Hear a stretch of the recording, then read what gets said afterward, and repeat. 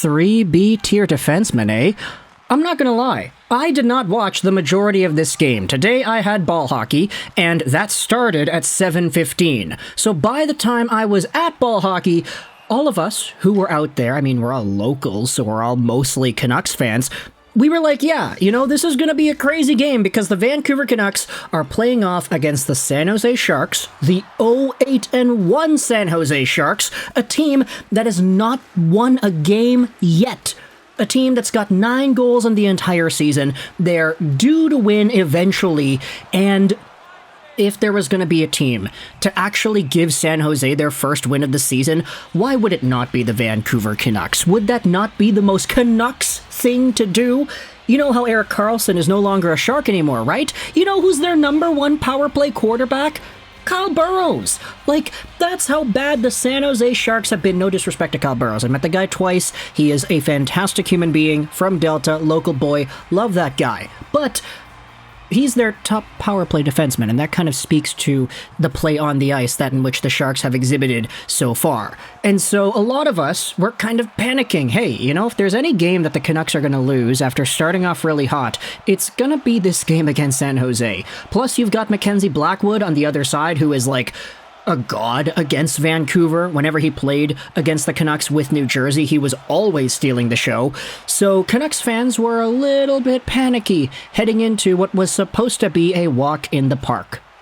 And after I finished up my ball hockey game, we had no subs, by the way, so I was dead tired after. But after we finished everything up, I checked the score on my phone, and I was like, oh, okay, well, it's 5-0 right now. I got over to my car, 6-0. I drove home, turned the TV on, 8-0, and then the period ended, and I was like, wait, what are we going to talk about? Like, if we spend a minute on every goal, Canucks win 10-1, by the way.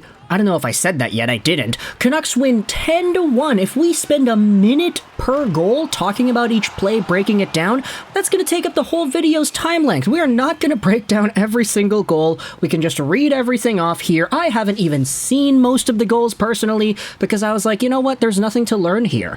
Like, there's nothing to break down or to analyze or to discover because the Canucks played a vastly inferior team. They stomped this vastly inferior team, and they padded their stats in the process. All of which are things that we like to see as Canucks fans, but it would just take too gosh darn long to go over every individual play, break it all down, and talk about the goods and the bads and the uglies. I will say there were a few plays that did stand out, and I did see make themselves around social media more than once, but as John Shorthouse said on the broadcast, this game was over early. 1-0 Vancouver, 2 minutes in, power play goal, Boeser assisted by Pettersson and Hughes. Big one-timer Ovi slap shot, beautiful. 2 minutes later, JT Miller power play goal assisted by Boeser and Hughes.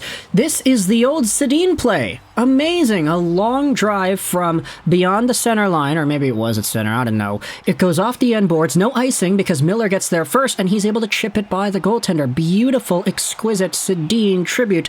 Maybe they taught the Canucks that because they are part of the coaching staff now. Amazing. This one came off on the second half of a double minor wherein Mark Friedman was chipped up high. So Canucks off to a quick 2-0 lead. Quinn Hughes with a laser wrist shot makes it 3-0, assisted by Hronek and Lafferty, and then just 8 minutes after that, Boeser gets another goal. His 8th on the season, assisted by Kuzmenko and Miller. Second period comes along and you have Ilya Mikheyev with a snapshot out in front 1 minute into the period, assisted by Susi, so there you go, he's getting his first assist on the year, and Elias Pettersson. You then have yourselves Andrei Kuzmenko, who makes things 6-0 a few minutes later. He accidentally bumps into the goalie Kaapo Kahkonen on this one, and you saw that he didn't even celebrate the goal. He just immediately went to Kahkonen's side and tried checking up on the goalie. You know what the embarrassing part of this entire ordeal is? It's the fact that Andrei Kuzmenko was the only guy that went out there and checked on the San Jose goalie after the San Jose goalie's head got smacked whilst Kuzmenko was scoring that goal. No San Jose Shark went out there and checked on their goaltender. Now I know this could be a just completely out of it team. They're not motivated. They're not in it to win it. But you can't do that. You gotta be there for your goaltender. You gotta be there for your team, let alone your goaltender, man. At this point, it's 6-0. There's a fight. It's Luke Kunin and Phil DiGiuseppe. They go at it a little bit. Kunin gets the extra infraction for interfering. And then you have Lafferty, who strikes a little bit later on the wraparound, assisted by Miller and Hughes. Pius Suter then makes things 8-0 at the end of the second period. A beautiful cross-crease one-timer assisted by Quinn Hughes. With this point, Quinn has 5 on the night, a goal and 4 assists. This ties him with Jeff Brown for the most points in one Canucks game for a defenseman in history. And there were 20 more minutes for him to go out there and get a 6th point.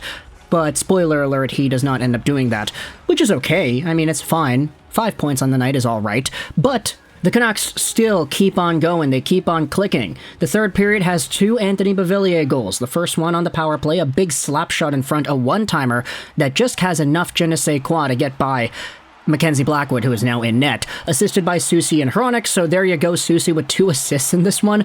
Hronek also getting on the board a little bit more. And then Beauvillier, just 8 minutes later, gets himself another one. Garland, feisty, small little guy, goes out there and steals the puck down low, throws it out in front, and Beauvillier is there to put it in the back of the net. But the Sharks have the last laugh as they end up scoring a power play goal with Fabian Zetterlund, assisted by Luke Kunin and Kevin Labanc, to make it 10-1. Super necessary goal there. You could say Thatcher Demko was interfered with by Filip Zadina before the puck went in, but it doesn't really matter. 10-1 is the final score. We really had nothing to learn from this game, except that the San Jose Sharks are really that gosh darn bad. And now when you think about it, like, if you look at the results on paper, it's kind of funny to look at Canucks fans from, like, 5 hours ago and say, "Ha, look at y'all, you thought the Canucks were going to lose?" Yeah, we thought the Canucks were going to lose. That was the pattern of Vancouver for so many years. They get a little bit hot and they always lose their momentum against the dumpiest, bottom of the bottom teams. They're always there to bail a team out when they've gone on a long losing streak. Whenever a team needs a little bit of momentum, all you gotta do is play Vancouver, and the Canucks will give it to you, baby. But this Vancouver Canucks team, based off of this game at least, showed that they are much better than that. That they actually have the capacity to take advantage of situations where they should be the better team. You have Elias Pettersson with 3 assists on the night. By the way, good on him, because I have him on my fantasy team. You know who else I have on my fantasy team? JT Miller, a goal and 2 assists. Beautiful. Boeser had 2 goals and 1 assist. I don't have him, unfortunately, but 2 power play goals. Good on him. Sam Lafferty had a goal and an assist. Beauvillier, 2 goals. Kuzmenko, I also have him on my fantasy team. A goal and an assist, so good on him. Connor Garland got an assist. Pius Suter and Mikheyev each got goals. And then if you go to defensemen, Carlsson Susi gets 2 assists. Filip Hronek 2 assists. Friedman 1 assist. And then Quinn Hughes, whom I also have on my fantasy matchup, gets 1 goal and 4 assists for 5 total points in this game. Thatcher Demko was not perfect. He let in 1 on 31 shots against, a .968 save percentage. Pretty alright, if I do say so myself. And now if you take a look at the NHL's scoring leaders, Elias Pettersson is right underneath Jack Hughes. Jack has 20 points on the year. Pettersson has 19. Quinn Hughes, with his 5.9, is all the way up there at 16 points on the season. He is tied with Artemi Panarin and only trails his brother Jack, Jesper Bratt and the Devils, and Elias Pettersson. Vancouver and New Jersey have gotten off to stellar starts when it comes to producing a boatload of points.